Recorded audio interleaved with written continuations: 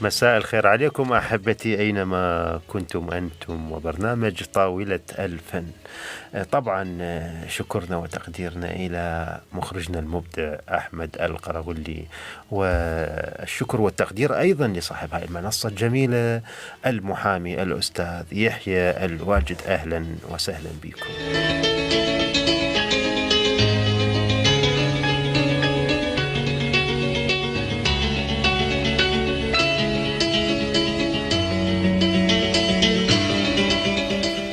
طبعا مثل ما عودناكم على كل جديد، و يعني على مطربين معتمدين ورائعين وشعراء لهم بصمة في تاريخ الشعر، وأخذوا ما أخذوا من مكانات وزوايا في قلوب محبيهم. تحياتي إلى الشاعر المخضرم الرائع حبيبي التاريخ الأستاذ عباس الرماحي. حياك الله أستاذنا العزيز. أستاذ مشتاق حقيقة أنا اليوم سعيد. بالبداية طبعا أحيي كل الموجودين، مشتاق طالب المقدم الفنان الرائع، شكرا، زائدا المخرج أحمد القرغلي، وصاحب المنصة الداعم الرئيسي لهذا العمل المحامي يحيى الواجد.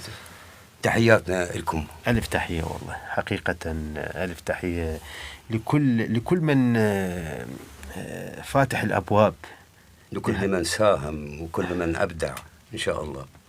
شكرا لك على الله هاي يخليك. المقدمة الجميلة. حقيقة يعني اليوم أنت ضيف من عالم ثاني. والله من عالم ثاني يا الله. يعني يعني ما أعرف والله يخوني التعبير تجاهك. شاعر مخضرم، الله يخليك. تربط بين جيلين، تكتب للشباب، تكتب للرواد. جميل جدا، إلك فد أسلوب رائع وراقي. وطبعا راح نخوض بهاي المحطة اللي هي الصراحة محطة جدا جميلة. نعم. دائما أني الصراحة يعني لما يكون عندي ضيف أو يكون عندي شاعر إلى تاريخ أو مطرب إلى تاريخ، هنا أنا أحسب حساب. الله يخليك. تكون عندي حسابات وتكون عندي أمور لازم أكون غير ترتيب يعني، وخاصة إذا يربط بين جيلين وإلى تاريخ. الله يخليك. إلى محطات لعب بها بملعبه. من ذوقك الجميل هذا. الله يحفظك، الله يحفظك أستاذنا العزيز. أنا اليوم يعني بصراحة ما أريد هاي الأسئلة الكلاسيكية. نعم. لا، إحنا برنامجنا عفوي إن شاء الله. برنامجنا كأنه قاعدين سوا نسولف، غير المعتادين هذا عليه. هو غير المعتادين على هذا الموضوع. نعم. يعني شكرا لك والله. الله حقيقة يخليك. أنت عندك مشاكل كثيرة والله مو بس مشاكل هي. أنا أكو مظلومية وليس مشاكل. مشاكل كثيرة حسب ما افتهمت، يعني أغاني مسروقة، كثير من الأمور يعني اللي هي ما أعرف يعني متشابكة. وأحيانا يكون عدم الإنصاف بنفس الوقت. عدم الإنصاف، إيه، هذه مشكلة إيه؟ بحد ذاتها حقيقة يعني، مع مراعاة الرواد مو شكل. أي. فهذا غير موجود للأسف يعني. أي، فهذه ما أعرف يعني. هو إن شاء الله راح نتطرق لها. أنا ما أريد أقول لك يعني هذا البرنامج الجميل. أي، الله يحفظك، تحياتنا إلك. الله يخليك. قبل كل شيء، نعم، نريد نعرف جمهورك على الأغاني اللي أنت كاتبها، الأغاني اللي ماخذة صدى. نعم، حقيقة يعني. نعم. أنا عندي، لكن أريد أسمعها منك يعني. حقيقة لما دزيت لي أنا تفاجأت بالأغاني اللي أنت كاتبها. نعم. لرعد الناصري ولعلي محمود العيسى وغيره نعم. من نعم. المطربين. نعم. وياسر البصري وكم هائل من المطربين. فأريد أسمع القصة منك، القصة اللي كتبت والأغاني اللي انسرقت. أول شيء طبعا تحياتنا لكل الفنانين ولكل الشعراء إخواننا وأصدقائنا. أول شيء نستذكر الفنان الراقي الراحل سعد الحلي. كتبت حوالي 10 أغاني، الله، ومنهم قمر بالقاع يمشي، الله، لفتت كل أنظار الناس، سعد الحلي، إيه، ما شاء الله. رحل عمري قطار جر فراقينا، الله، منين أجيب الصبر يا روح والصبرين. إيه، يعني ما شاء الله. كثير هي. فكان هو مبدع، هو بطريقة أداء مبدع بصراحة.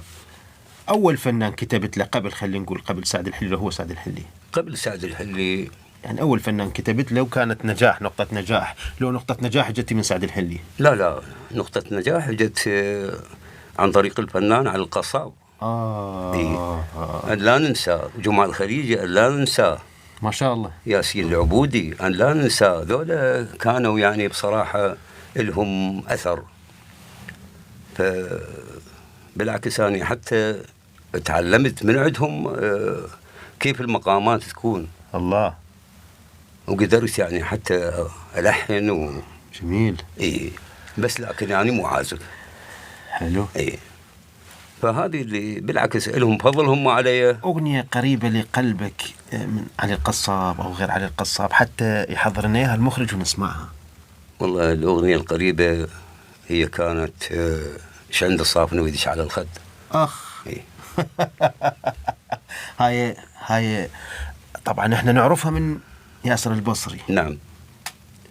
غناها علي القصاب قبل. غناها علي القصاب قبل ياسر البصري. لكن انطاها توزيع آخر ياسر البصري. جميل. نسمعها من علي القصاب مخرجنا، حتى تكون عندنا يعني معرفة باللي يصير، باللي يجري. نعم. باللي تاريخ، هذا التاريخ الجميل. احنا اليوم حقيقة يعني كل شاعر وكل ملحن، وانتو بأعمار ما شاء الله نتعلم منكم حقيقة. حتى لا ننسى هالشيء، انه اول ما غناها وهو لحنها بنفس الوقت، فقط التوزيع اللي صار هو لياسر البصري. إيه. حلو جميل جدا. نسمعها من علي القصاب.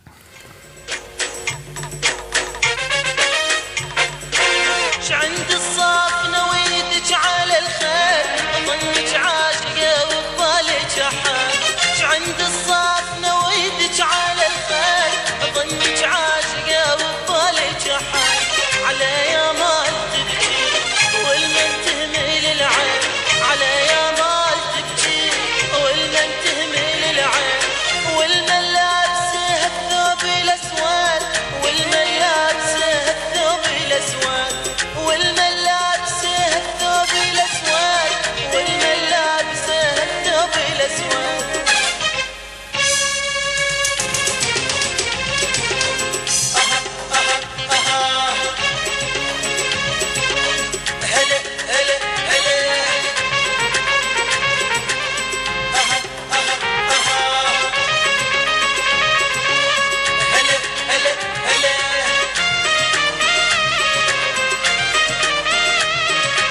جفاني وراح عاشر اللي يكرهون، مثل ثوب الحسين ودمع العيون. جفاني وراح عاشر اللي يكرهون، مثل ثوب الحسين ودمع العيون. هذا صار بي. جميل يا أستاذ عباس. الله يخليك. والله حقيقة أنت جميل. وهاي الأغنية في وقتها أخذت في الصدى. نعم، كان في تلفزيون شباب كانت الأغنية أكثر أغنية حقيقة يأخذوها تلفزيون شباب وغيرها. لحد الآن قاعد يرددوها وحتى في بعض المسلسلات ظهرت. إيه. يعني هاي الضربة. نعم. الضربة بالكلام. نعم. أنا أشوف لحد الآن أنا أسمع من شعراء عباس الرماحي إلى فد تركيبة بالكلام غير التركيبة، يعني غير تركيبة غير شاعر. أنت إلك فد هاي منين جتي؟ يعني أنت والله هذه شوف، كل شاعر تجي من معاناة يعيشها. صحيح. يعني أستذكر ناصر سعيد العتيبة خليجي جيد. طيب، وكتب أغنية جميلة. زين، هاي شلون جت الموهبة؟ وهو عايش بنعيم. لكن كيف إذا أنت قاعد في مكان وقاعد تعاني؟ ايش يطلع من شعر هذا؟ الله الله. إيه؟ الله والله جميل حقيقة. قصة هي، شوف أني يعني قلت لك إحنا نتعلم منكم، فدائما ناخذ القصة. نعم. النص القصة، يعني هسه ايش عندك صافنة وإيدك على الخد؟ نعم. هاي قصة، هي كانت صورة بصراحة، صورة شعرية جميلة. لا صورة، هي أصلا صورة. فإنسانة مخليها هيك تصبح على خدها. الله. فاسترسلت وياها. أيضا. إيه. فانكتبت الأغنية. حلو. رغم ما هي لابسة ثوب أسود وكذا، فخرجت أغنية. طبعا هسه وجينا أنا وأنت. نعم. حس في داخلي أنت لا راتب ولا منحى. هاي شلون؟ إن حظك دقيق. لا يعني مشكلة هاي. يعني الصراحة أني ما أريد أقول يعني وأدخل أخوض بغير ترتيب، لكن أنت شاعر، وأنت شاعر مو اليوم. والله هي هسه تلاحظ النتاجات اللي مقدمها أنا. أي. المفروض أخذ منحتين مو واحدة. طيب. وما أريد أقول منو اللي وليش وشنو السبب، ولا أدخل أخوض بأي شيء. يعني أنت لا. أكبر جريمة أنت ما عندك منحى، حالك حال الفنانين، وهي منحى هي، تدري أنت هي ترى حتى ما تسوى، بس أنت أسوة بربعك. أستاذ مشتاق، أول شيء هذا جرح. أي أكيد. أنا أسوة بالبقية. أكيد. طيب أنا أحمل المسؤولية لجمعية الأدباء الشعبيين. هذا إيه؟ يعني هاي مظلومية. عندي، شوف أحلك هاي المسألة. نعم. راح اتصل لك باستاذ كريم الرسام رئيس جمعية نعم. الموسيقيين العراقيين طبعا. نعم. وإلى ثقله بمكانات نعم. معينة وبكل مكان. نعم. وبالوسط الفني، والرجل يعني حقيقة إيده مفتوحة لكل فنان، ما أبد ما يرد أحد. وأني عن تجربة أحكي لك. نعم. يعني أكثر نعم. من مرة متصل بي بأمور توقف عندنا، ولكن يما ما توقف رأسا نسوي تليفون. نعم. نحلها بتليفون. راح نتصل عليه ونقول له أستاذنا عندنا الموضوع كالآتي: عندنا شاعر. نعم. مخضرم، كاتب الرعد الناصري، وكاتب الحسين البصري، وكاتب علي العيساوي، في بدايات علي العيساوي. نعم. أي. فما عنده حتى منحى، ما عنده مشكلة. نعم. صحيح. فيا ريت يجاوبنا أستاذ كريم، فحتى نعرف شلون نحل المسألة بأحلى ترتيب إن شاء الله.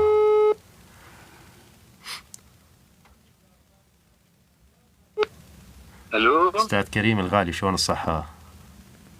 حبيبي. الو أستاذ مشتاق. الله يحفظك. إحنا على الهوا حاليا، حبيبي. وتليفون مفاجئ، والموضوع مفاجئ. نعم. حقيقة يعني إن شاء الله. إحنا في برنامج طاولة الفن. نعم.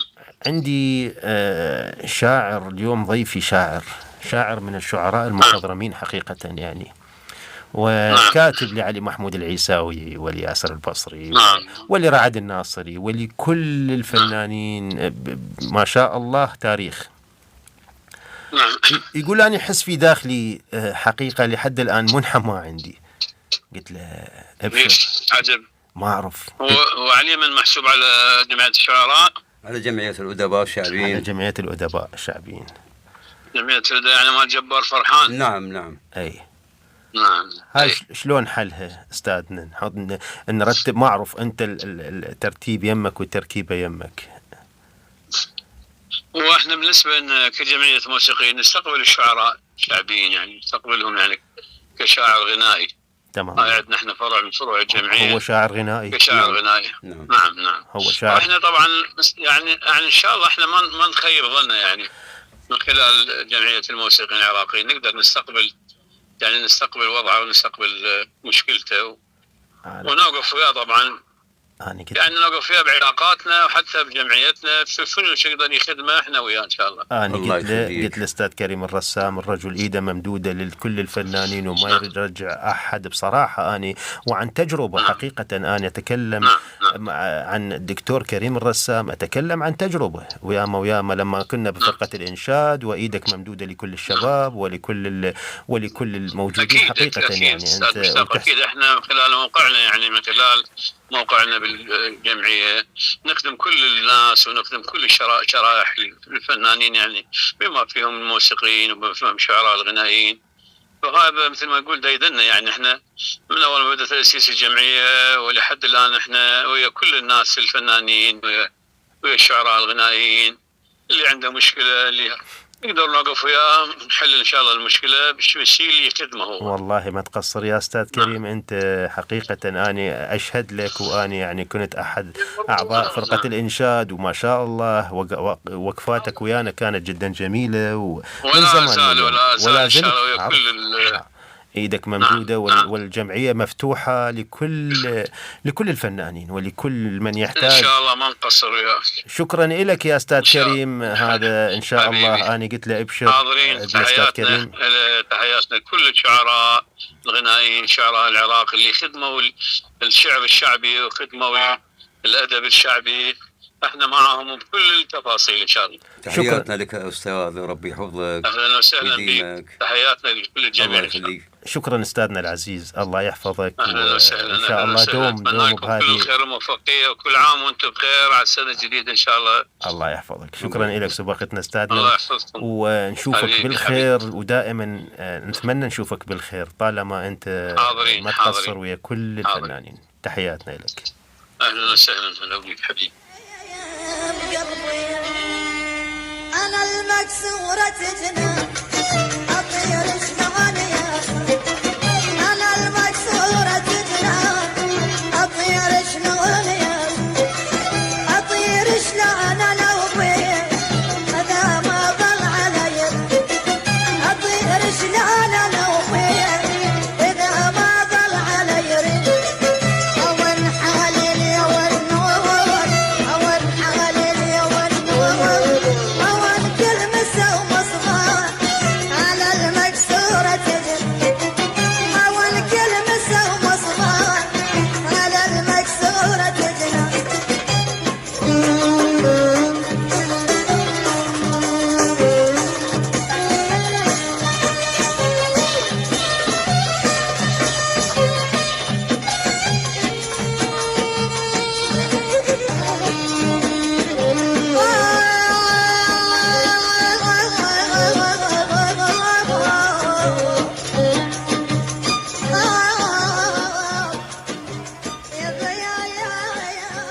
هذا طبعا يعني حسب ما فهمت وأعرف أنه الموضوع، وتأكدت منك أنه هذه من كتاباتك، يعني هاي الأغاني. نعم، هذه يعني من ألحان الدكتور، رغم قدمها يعني ألحان الدكتور عباس غيلان. ما شاء الله. إيه ما شاء الله عليك. يعني حلو لما اليوم تحاور. كنا على تماس أنا وعباس غيلان بصراحة. أنا هي الأرضية والباقي هو عليه. ما شاء الله إيه. عليك، ما شاء الله عليك. الله يحفظك. خلينا نسأل كم سؤال حتى يكون عندنا شوية نطلع من جو الأغاني وبعدين نرجع لجو الأغاني. عادي. يعني احنا هسه اشتغلنا على الأغاني القديمة واشتغلنا على الأجواء واشتغلنا وإن شاء الله تنحل مسألة المنحة السنوية، وإن شاء الله تترتب لك أمور إن شاء الله.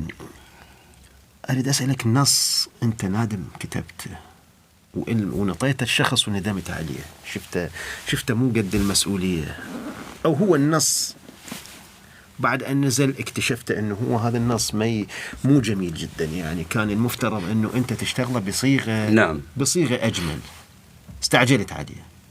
والله شوف وين راح السؤال. نص استعجلت عليه. أكو نص استعجلت عليه بصراحة. أي. أحد المطربين الريفيين بصراحة ما أدى بشكل صحيح، مع العلم بضربات بكذا. شوف أني لسه سألتك هذا السؤال. أي. لأنه أعرف البعض من الشعراء والملحنين حقيقة. نعم. يعني البعض منهم. نعم. ما أريد أقول كلهم، البعض أكيد منهم. أكيد. شو يسوي؟ ينطي النص وينساه، ما يتابعه، ما يتابع يقول له لا. مثلا إذا كمل العمل دز لي إياه، خليني أني أسمعه أشوفه، خاف عندي ملاحظة، خاف عندي تصور أنا أوقف بالتسجيل. هو هذا الصح، هذا الصحيح. أحيانا دخل قايد حتى المطرب يغني وراي، لأن أني للسهولة شايفهم إيه. نطل عمل وراح الله وياه، هذا لا. مو صحيح يعني يكون دقيق على نصه. أي وهذه يعني يعني مسؤولية. يعني أنا لحلي الأستاذ علي سرحان عمل نعم. بالتسجيل وياي، ما ممكن. كمل العمل ما وتمكس وعلى حسب الأصول، وقال لي أي. خلص العمل، هذا العمل صح. هسه بعد ما تقدر انت تحكي، هنا انا ما اقدر احكي. البعض منهم شو يسوي؟ نطل عمله باي باي. لا ما ممكن ما ممكن. وهذا لا تنسى هذا تاريخ. اي يجب ان نحافظ على نصوص. اي اكيد اكيد اكيد. فما ممكن يعني. اكيد اكيد اكيد. والله الحوار وياك جميل. الله يحفظك. متى يكون الشعر مسؤولية ومتى يكون تفريغ؟ شوف هذا السؤال حلو كلش. يعني شو وقت راح يكون مسؤولية انه انت اليوم؟ بالعكس شو هو كله مسؤولية. كله مسؤولية. مسؤولية انه يعني نقدر نسميه، أنا ما أنطف نص بكلمات بذيئة. جميل. أنا أشوفها من الصعب، يعني يجب أن تكون القصيدة مهذبة. الله. فما ممكن يعني أنت كشاعر إحساس، كتلة من الإحساس. الله الله. مو فكيف يا أخي تنطفت كلام مو صحيح؟ ولا أشوف أتبع الموجة هاي. مهمة هاي. موجة يعني انعدام الذوق بيها.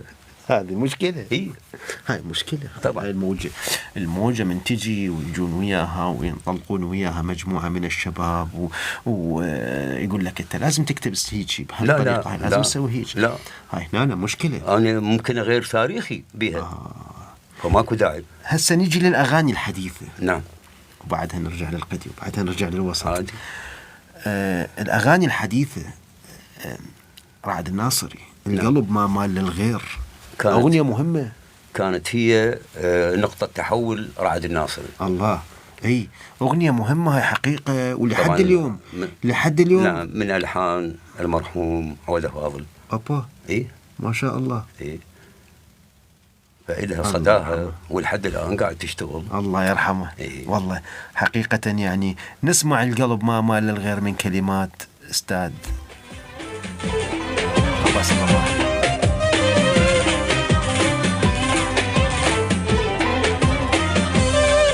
قلب ما مال للغير، قلب عدكم وسألوا، أدور وانشد الناس وعايم بس بالوجوه. قلب ما مال للغير، قلب عدكم وسألوا، أدور وانشد الناس وعايم بس بالوجوه. لا أندل وجهكم واسأل من عليكم، لا أندل وجهكم واسأل من عليكم. إذا مو جاي بيكم علي القلب ودوه، إذا مو جاي بيكم علي القلب ودوه. قلب ما مال للغير، قلب عدكم وسلوا، أدور وانشد الناس وعاين بس بالوجوه.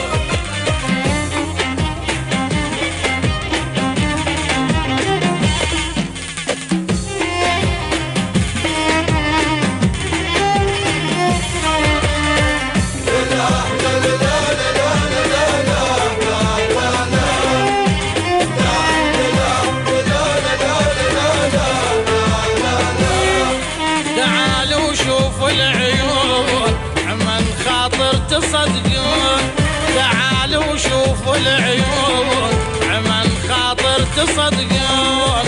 واجب جفن مجنون، واجب جفن مجنون. عمن من يوم عفتوه قلب عدكم وسألوه، عمن من يوم عفتوه قلب عدكم وسألوه.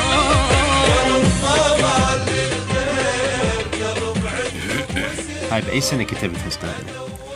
والله يعني هي قديمة بصراحة، بس تقريبا بال 2003 أو بال 2002 مو بال 2003 انطيتها الرعد. الله. إيه. فعلا هي نقطة تحول. يعني كان الرعد يعني بصراحة انعرف من خلال هاي الأغنية لليوم. ايش قد سوى عمار ومجموعة بعد عنده من بصراحة ما مسجلة. إيه. هاي أغنية يعني سوت فد نقطة نعم. نقطة رقم 1 بحياته. في حياته الفنية غيرت المسارات كلها. هو كل فنان يبدي يشتغل لكن يصير عنده فد نقطة تحول، وهاي نقطة التحول تغير من مساراته. نعم. وينطلق انطلاقة جديدة، وهذا مسألة طبيعية جدا. نعم. جدا نعم. جدا. بس وين الانطلاقة؟ من يا باب من يا مكان، هنا صارت بهاي الأغنية. والله هو يعني بصراحة هو جدير بالأغنية. تحياتنا إلى أبو علي. تحياتنا للأستاذ رعد الناصري. حقيقة يعني جدا جميل، ولليوم هو مواكب حتى الشباب. يعني شوف الشباب نعم. شو يريدون. نعم. هو وياهم. نعم. متنوع الألوان، جميل جدا. تحياتنا له. وهذا هو. نعم.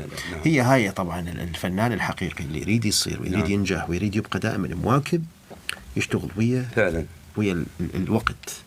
نعم. وهو يشتغل ويا الوقت هذا الشيء يريد منه ينطيه. السفينة وين تمشي فرش رعاها عليها.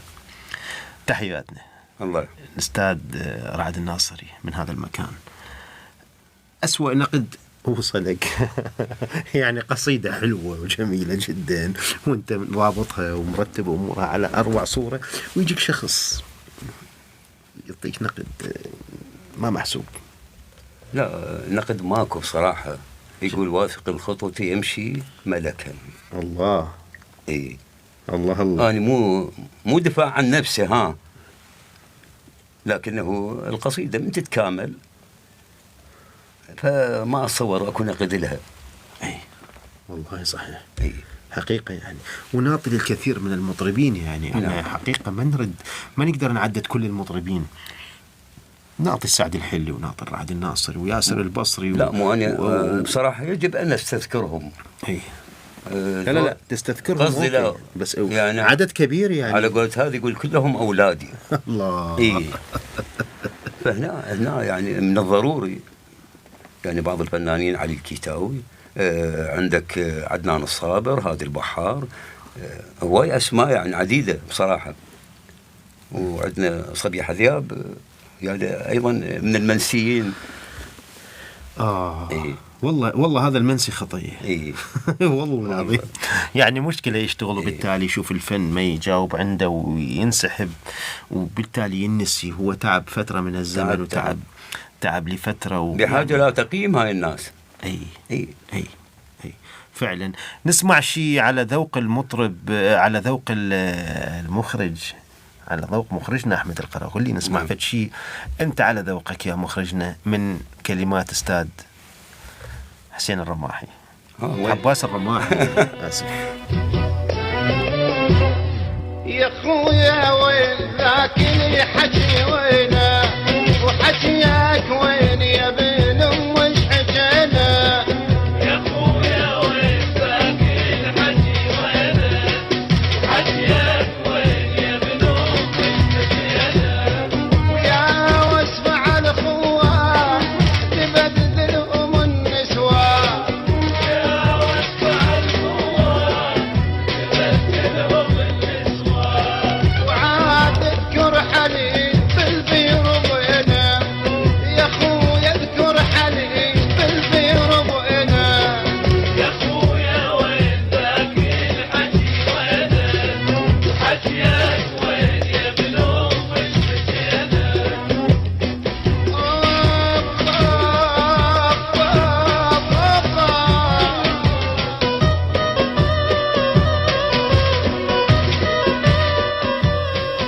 هاي بأي سنة كتبت؟ هذه ونزلت بأي سنة؟ نزلت بأي سنة؟ أقدر أسميها بال 88.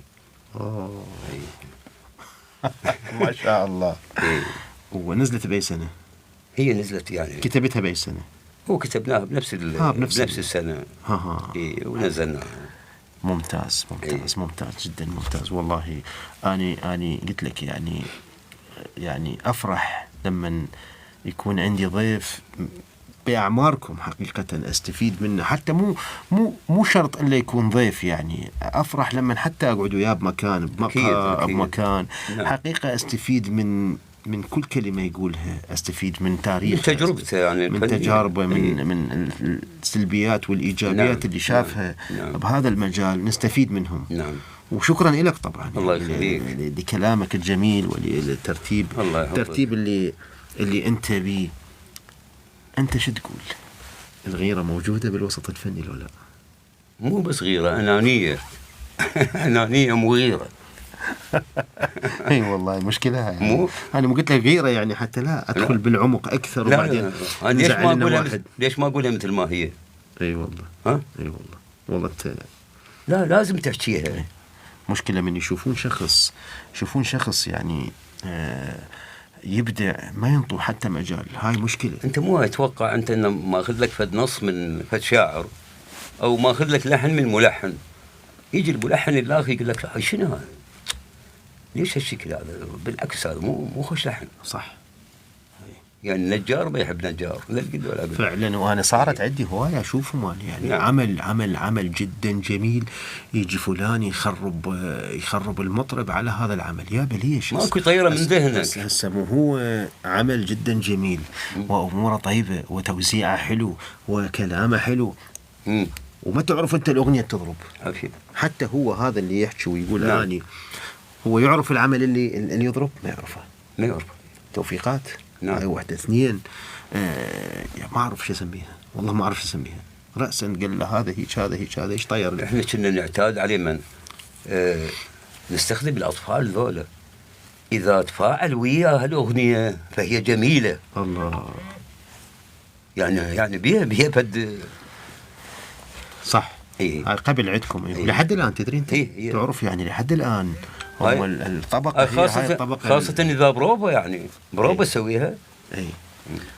تسوي بروفا، تسوي ترتيب يعني. إيه. كلش حلوة يعني. الأطفال لليوم الشباب. نعم. الشباب مهمين. وهسه احنا حكينا على رعد الناصري. نعم. جاي يصب بنهر الشباب، الأغاني الشبابية. يحب دائما بس هم يسمعون. بس أنا أكو ملاحظة بالنسبة لرعد الناصري، استخدم أسلوب آخر، وهذا غير الصورة السابقة. هذا شوية. وهو طبعا إلى كل الشكر والتقدير على كل اللي يسويه، بس مع هذا كل واحد له وجهة نظر. إيه. اي والله كل واحد له وجهة نظر. وبعد سبحان الله كل فنان له طريقة وله إيه. تركيبته إيه. وترتيبه. شاعر مشهور، انتم بيناتكم شعراء. نعم. أنا طبعا ألاحظ مو كل شاعر يعرف يأدي. لا طبعا. شاعر مشهور هو وطريقة كلامه حلو، لكن ما يعرف يأدي. أكو بالك يعني واحد. أكو شاعر أي. ما عنده إلقاء. أي. عنده قصيدة. منو هذا؟ عنده قصيدة. ها؟ أي. لأنه ما أريد أدخل بهذا جميل المعترك. إيه. إيه. من الناس المفضلين. نجي من رأس الهرم وإحنا نازلين. صح.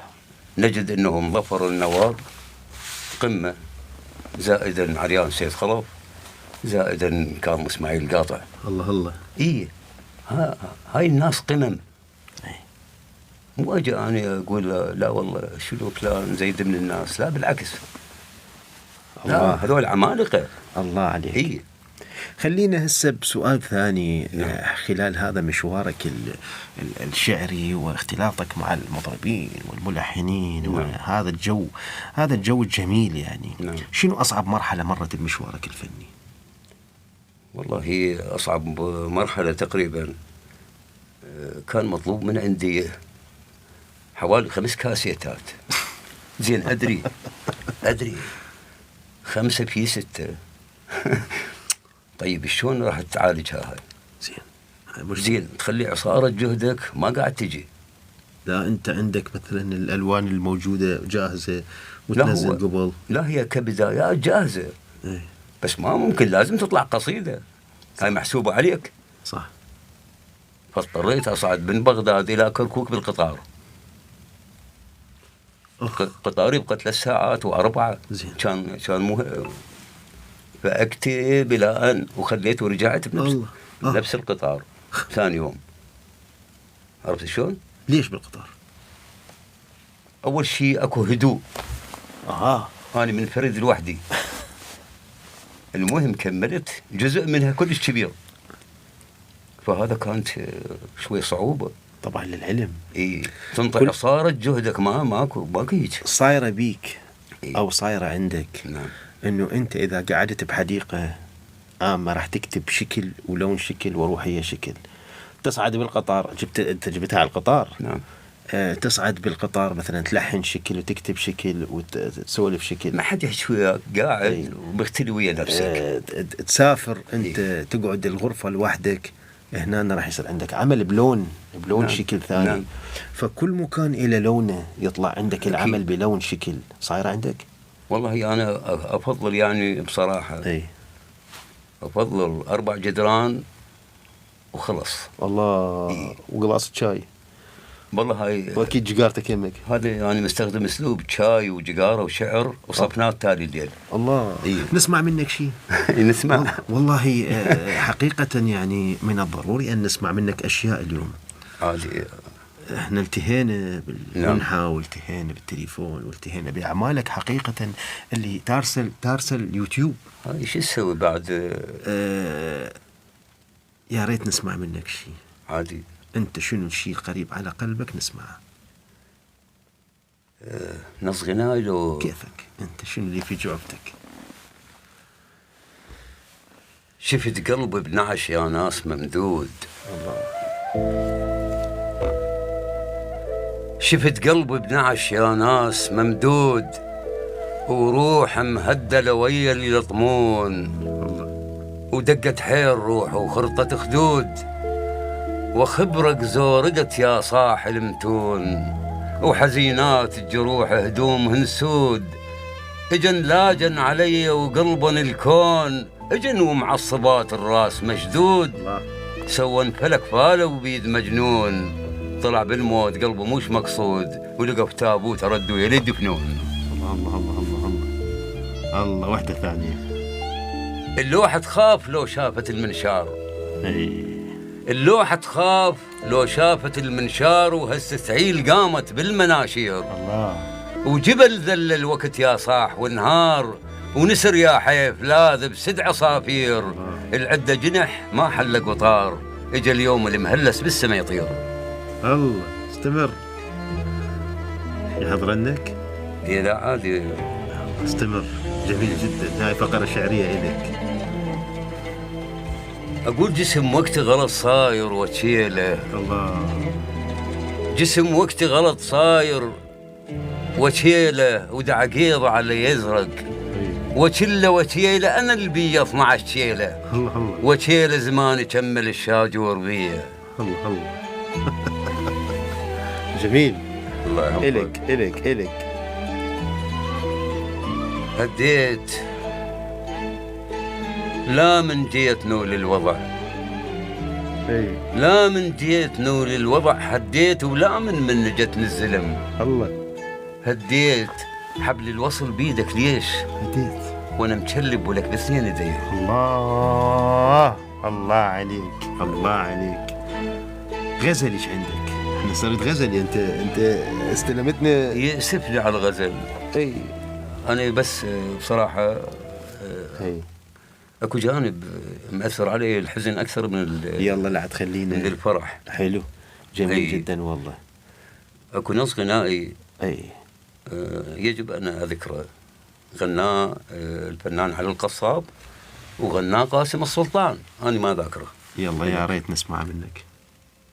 محنت قبل مو هسه المحنه. الله. محنت قبل مو هسه المحنه، هسه على الطمع ناس التعنى، قبل من تحزن احبابك يحزنون، وقبل ما تلبس الاسود يلبسون، محنت قبل راحت وياهنا. حلو. قبل الجار من يسمع بجاره، يمر بيه الحزن كنا على داره، الله. يتشمت بيك هسه ويعلى عليك حسه، وعلى الشينات يا وسفي يتمنى، قبل الناس تلقاها على فطرتها، بصفات الذهب ياها الناس نيتها، زلال قلوبهم بيض وبد ما عرفوا الغيظ، وفاهم ما بعد يا ناس منا محنة قبل مو هسه المحنة. الله عليك، الله يخليك. لون جميل، لون جميل. راح أعطيك شعر غزلي أنا كاتبه، إيه؟ أنا مو شاعر بس على بساطتي، بس كتبته ولحنته وبعد بيج كم شغلة. نعم. راح تقول بما أنه أنت ما تقرأ غزلي خلي شوية نحارشك. إيه. يقول تردون الصدق يا ناس تردون، تردون الصدق يا ناس تردون، أنا بحبها أصبحت هالليلة مجنون، أنا عايش لجلها، أنا عايش لجلها، أحبها أني وجلها، وهم عندكم خبر عن نور العيون. تردون الصدق، تردون الصدق تاهت دروبي، أنا ضيعت قلبي ومحبوبي، دلوني الدرب، دلوني الدرب، عمري يمر صعب، أنام وأصحى على رسمة بوسط العيون، أنام وأصحى على رسمة بوسط العيون. أحسنت. قصة هاي قصة جدا جميلة. هاي القصة شلون كتبتها؟ قعدت على ريوق هيك، ريوق صباحي، فنجان القهوة يمي والتفاصيل، رسمت رسمة كأنه أصدقائي يمي، وقالوا لي أنت اليوم مو على بعضك. قلت لهم لا ماكو شي، لا نعرفك أنت مو على بعضك.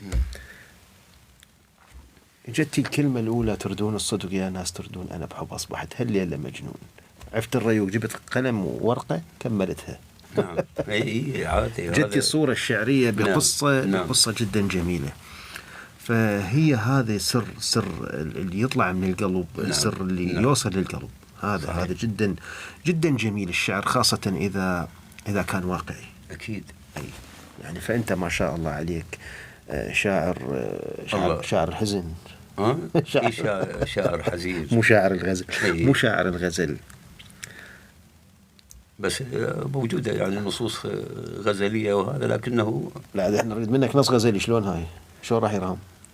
قول على درب الشوق زل نوبة جدن بيه، على درب الشوق زل نوبة جدن بيه، ولقيت الدرب كله أشواك ما بيوفوا حنية، اعشقت والما يحب بلوى، تقول الناس هذا مخالف النية، لتنيانية القشرة، لقيت الشوك أنا بدرب حسب توراة جورية، يصير الشات يعشق ذيب لو عقرب تحب حية. الله. ومشيت الدرب كالمكفوف ما يندى المحارية، قصد للناس يا وسفلشن ما حس بالجية، وتاه وضيع السكة ونشد من ضيمة واشية، قال الفاج بحر الشوق يا ابن آدم دليله يصير مردية. الله الله الله الله الله الله الله الله عليك. الله جميل جدا حقيقة. الله. يعني جميل جدا. للشعراء للمطربين الشباب. نعم. عندك تعاون وياهم اليوم؟ أكيد. نقدر نعرف له بعد يعني. لا بعد، بس هي خير إن شاء الله موجودة، لأنه أكو أعمال لازم ما نفصح عنها لحين ما تكمل وتنضج. نعم وتطلع. أكيد. فالمهم إحنا نعرف إنه أنت عندك الشعراء الشباب عندك تعاون وياهم. لا عندي تعاون وياهم. حلو، جميل جدا والله. نعم جميل. منو أكثر فنان شاب يعجبك صوته؟ لو هذا همين. لا أعرف، لا بالعكس. أكثر فنان شاب أكثر فنان هو الفنان محمود العربي. محمود العربي فتخامة جدا جميلة. جيد. يعني بصراحة يعني أنا أقول ما وراء كريم منصور هو. بس لونه خاص هو الرجل. والله كثير طلعوا حقيقة غنوا على لون كريم منصور. لا هو لونه مختلف يعني، بس أقول يعني بمثابة كريم منصور. إيه. ممتاز. محمود العربي. جيد والله. أنت بعد أدرى لك نظرة جميلة حقيقة. نظرة الخبرة هاي احنا ما عندنا يعني كل ما الإنسان يتقدم بالعمر كل ما تصير نعم، إلى نعم. فد رؤية جميلة جدا. وهاي الرؤية احنا اللي بهاي الأعمار ما نشوفه، وانتم لما كنتوا بأعمارنا ما تشوفون اللي قبلكم. نعم. شنو اللي يشوفوا شنو اللي يسولفوا. ولذلك اليوم يعني لما يحكي شخص كبير بالعمر عنده خبرة نقول هذا شلون عرف، ما أدري. طبعا. خبرة الحياة هي الدليل. أكيد أي. أكيد. جميلة جدا هذه الأمور. ونسمع شيء من مخرجنا، شيء على ذوقك يا مخرجنا، نسمع فد شيء من كلمات أستاذنا وحبيبنا. الله يحفظك.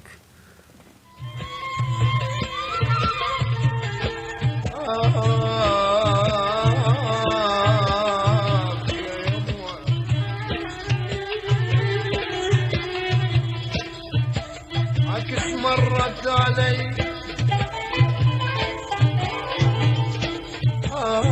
جابتني الايام وفي الزبده ماشي ومهموم اذا نام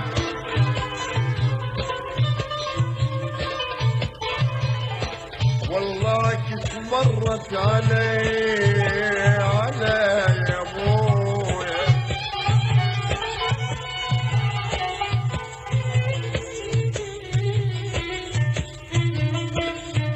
جابت الايام وفي الزبده ماشي ومهموم ونجي للسؤال المهم والأهم والحقيقة اللي نبحث عنه. واليوم ويانا حقيقة صاحب الجوهرة الثمينة، الله يحفظك. اللي هذا يقول لي وذاك يقول لي وما نعرف نعم نعم ياهو اللي يجي يقول لي نعم. بعد ما ربك انطاك علي قمت تتكبر يا هالجنحانك صغار يا هالجنحانك قصار قصار. طير كان تقدر. هاي المن طبعا من كلماتي والحان الفنان جمعة الخليجي. جميل. هذه اللي تغنت تقريبا بال91 على كاسيت. الله بعدين تناولها الفنان علي محمود العيساوي. جيد. ف ما كاتبين على كل الأغاني يعني بصراحة تقلبت شفت ردت ما كاتبين اسمك. نعم. لكن نزلت بتلفزيون العراق. جيد. باسمي وباسم الملحن. بيا سنة في وقتها تقريبا هي 91 92. جيد. نزلت بيها يعني الاسم بالتايتل موجود. هذا مهم حقيقة. أنا اليوم برنامجي هو لكشف الحقائق. فإجاني الفنان الشاعر حسين الشريفي. جيد. تحياتنا إلى تحياتنا شاعر مرموق وشاعر قدير بصراحة شفاف. قال لي يابا تعال خذ أتعابك. منين يابا؟ قال من علي محمود العيساوي. جيد جدا. أخذني بإيده الحيقور.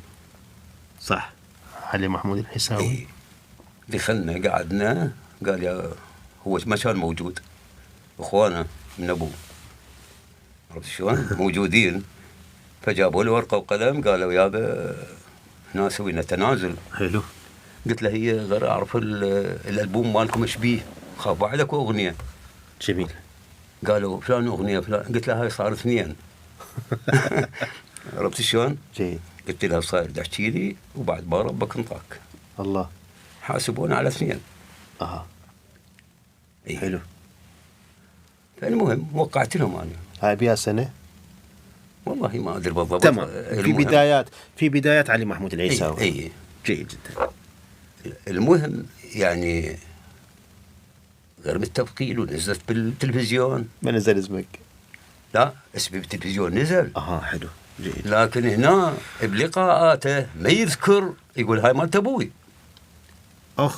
انا ممكن اقاضي قانونيا. مو هذا. طبعا تحياتنا لعلي محمود العيساوي يعني ايش قد هو قلبه طيب. لكن سمعت من كثير من امور يعني ما اعرف يقول ما يذكرنا حتى موسيقيين من اصدقائه وفي بداياته وفي يعني في بدايه مشواره الفني بدوا ويا اذكرهم يا أبو حسين، أنت قلبك طيب ويعني توفقت والله وفقك ونظرتك وطلتك حلوة جميلة جدا وصاحب صوت جميل. اذكر أحبابك، اذكر اللي بدوا وياك، اذكر اللي هم أخذوا بإيدك وما شاء الله عليك أنت فنان محبوب حقيقة يعني. عفوا استاذ مشتاق، هذا نوع من التوسل هذا. لا انا ارفضه. لا مو انت، لا بس اسمح لي، لا قصدي ارفضه اكثر من فنان. اول شيء يا اخي انطيني جهدي، ها ما رايد منك شيء، انطيني جهدي. مو انا ما اريد، انا مو قصدي عليك انت لا فقط. القصد كثير من الفنانين يقولون علي محمود العيساوي، انا اعرفهم حق المعرفه وما اريد اذكر اسمائهم يعني حقيقه. نعم. ومن ضمن منطقته، نعم ضمن منطقته بدوا بدايات وياه، نعم، وكانوا يعني يطلعون حفلات وياه بالمناطق الشعبيه غيرهم ويقعدون يسوون بروفات ويرتبون وحتى ملحنين وحتى شعراء ما يذكرهم يعني. انا مو قصدي عليك انت. نعم كثير من وهذا انا اشوفه يعني ما اعرف شنو اللي المفترض. انت هسه من الناس كشاعر، نعم، لما يكونون زملائك وياك تذكرهم ويصير في شيء جميل جدا يعني هذه ولا تنسى لأنه لأكثر من مرة صارت هاي. أحد الشعراء الله يرحمه ادعى بالأغنية مالته، ومع العلم حسين الشريفي الشاعر قال والله العظيم خلي أسوي لقاء أنا وياك شلون مال هذا الشاعر بس أرد أتهم. عرفت شلون؟ الرجل يعني والله حتى استحى، قال شلون هذا الشاعر يدعي مالته وأنا أعرفها مالتك. الله طيب الله. أنت من هاي وأخذ. أي والله مشكلة. أكو جانب آخر أستاذ مشتاق، مجرد صبقة إسلامية نزلتها مال أعراس تناولها منه جعفر الغزال. الله. ها؟ أي. بزمالة الشاعر رائد الأديب، ها؟ أخذوا المستهل بنوا على البقية. يا ابني، ها؟ أريد أفرح وأهوس وأقطع السير. الله. هذه موجودة وأخذ الصدى بنفس الوقت. مشكلة. هذه بحد ذاتها هي الأغاني المسروقة عندك أنت هسه. خلينا طيب عمار العلي، الفنان عمار العلي. أي. ها؟ ولك داعش هدوا ولد العمارة، ما مغير بيها سطرين بس نسبها إلى الشاعر زيدون. شنو على شنو ميت؟ ما أعرف يعني. تحياتنا لعمار العلي، ما أعرف يعني الولد حقيقة مرتب، لكن لربما قد يكون يعني واصل له خبر خطأ أو من عنده. أنا ما أعرف بصراحة، ما أعرف تاريخ الموضوع كله، يم غيره صارت المشكلة واصله خبر، ما أعرف أنا بصراحة، ما أعرف شنو اللي داير بالموضوع، لأنه أنت يمك التاريخ، يمك المشكلة، يمك أنت اللي جاي تحكي حقيقة. أنا عندي حتى التسجيل الأول عندي. الله. كلها حافظها. ها أخ. إيه بعدها حقك. إيه حقيقة حقك يعني. أنت التاريخ والتسجيل ماله صاحب الحق، أنت الأول. أنا محتفظ به. والله فما أدري كم أغنية مسروقة منك ومن السبل الغير يعني؟ إحنا معدودات تقريبا يعني. واللي طقن، المشكلة إنه طقن. لا اللي طقن لا، ما عدا بس عدم ذكر اسمي بالنسبة لعلي محمود العيساوي. هاي بس هاي، ولا ما عندي يعني أي مشكلة. بالنسبة لجعفر الغزال هذه بعد هو يسمعنا إن شاء الله. رأيك بالإعلام ودعمه للأغاني الريفية والغير الريفية، رأيك بيهم يعني؟ ده يهتمون بهاي الأغاني، يهتمون بالفن كله، يهتمون بالشاعر، يهتمون، مفترض يكون أكو اهتمام. مو والله كان المفروض هالشكل. أي. لكنه شو سوى هاي حال يعني هذه المرحلة تختلف عن المراحل الأولى. يعني الآن نحو الأسوأ. أنا حسب حساباتي المفترض اليوم الشعراء تكون لهم فد مكانة، الملحنين لهم مكانة، يقعدون يسوون ورش عمل، يسوون أوبريتات بحب الوطن، يسوون أعمال رمضانية يسوون نعم. تفاصيل، هذا كله إنتاج ونتاج للبلد، يعني هو للبلد، يعني إذا ما- صار عمل فني رمضاني هو للبلد، ماكو باسم ايدي البلد. ماكو ايدي داعمه أي. حتى يشتغلون. هو دعم. أنا ماكو. أحكي على الدعم، يعني أنا من الناس هسه. إيه. وأنت ماكو أشياء داعمة اليوم حتى. اليوم أوبريت مثلا وما بي مصرف، هاي شلون؟ بصراحه انا كنت ادرب فرقتين انشاديه بنات وولد، عرفت شلون؟ لكن دعم ماكو. زين. والله بكل دول العالم، هاي الدول المتحضرة، الفنان يحسبوا له ألف يعني حساب. تصور انا اشتغل مسرح، مو بس اشتغل مسرح، أي لكن لو شنو الفائده؟ مشكلة هذه فد مشكلة، وكل الدول المتحضرة يهتمون هو بالفن اهتمام. يقتل بيك الطموح بصراحه. أي إيه. مشكلة هاي. هم نرجع لبداياتك، أول وقفة أمام الجمهور شلون كانت؟ أوه. طامه كبرى. يعني تصور بالصيف وترجف، لا يا الله. أي ترجف ورا المايك. أي صحيح، صوتك رايح وانت رايح. اتصور جيت بداية كان عندنا منتدى وين القناة أي. يمساحة مظفر، كنا نلتقي به. اي اقعد كل امسية ما حد يجي، اسجل اسمي وما حد يصعدني، الله اسجل اسمي وما حد يصعدني، صعد. وهو 4 أسابيع. يا ادري انا يعني شبيه. اي تالي كان موجود الشاعر فالح حسون دراجي، حلو. الله يذكره بالخير، تحياتنا له. قلت له ابو روزه يعني ليش ما اصعد؟ اي قال يا اخي مو شرط كل احنا نلقي، حلو. هذا بس شيء مو اساسي. الله. اي قال لهم يابا صعدوا الولد. يا الله انت هنا. المهم انا صعدت، انا محضرها القصيده اي بس هيك من جملتها استذكرها. اي قلت له كل خميس اتعنى ليكم الله. واجرع من الصبر كاسي، وكل خميس تموت كلمات القصيده، لا مرة ولا مرتين وثلاثة وهاي ل4 ماسي. الله.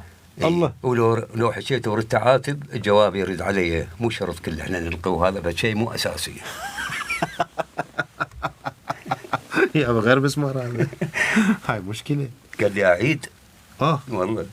عيد. صفق لي وقال لي عيدها. ما شاء الله. إيه. يعني انت بالمكان اعطيتهم اياه. هي فشي حقيقة انت يعني الله. بعد هي بمكانها جدتي. اي. نسمع شيء قبل لا نختم حلقتنا. مم. وإذا فت قصيدتين حلوات أنت على اختياراتك، إذا كانت معاتب أو غير المعاتب أو حزينة أو فرحة، كيفك أنت. هاي وقت الدفة يمك والسفينة يمك، وأنت وين ترسبينا أرسي. ماشي إن شاء الله. أقول غسل وجه الظلام وبانت القمرة. الله. غسل وجه الظلام وبانت القمرة، وشمس طلعت حسبناها ونقول انزاحت الغبرة. الله. ويا الليل الجديد اللي يشبه الواو يتختل يسحل بظهره، يتختل ليلهم بسكوت متنقب جانه ولافلق غتره. حرامي والحرامي بوق والعلاس منتظره، ويا عاين ساكت الناطور راد يصيح هذا ولاد، ظل مخنوق كسر عبرته بصدره. اجوا حمل غراض البيت والوادم، ولا واحد قدر ياذل التي نحره، ومديد على كيفه وباق شال البيت عمه وحمله بكبره. ما راح أقول لك عليه من هي واضحة. ايش عندك غير؟ عندك هواي أنت؟ لا عندي ناس غنائي. أقول يبكون بدمع كذاب، يبكون شمات النوب حتى بدمع العيون.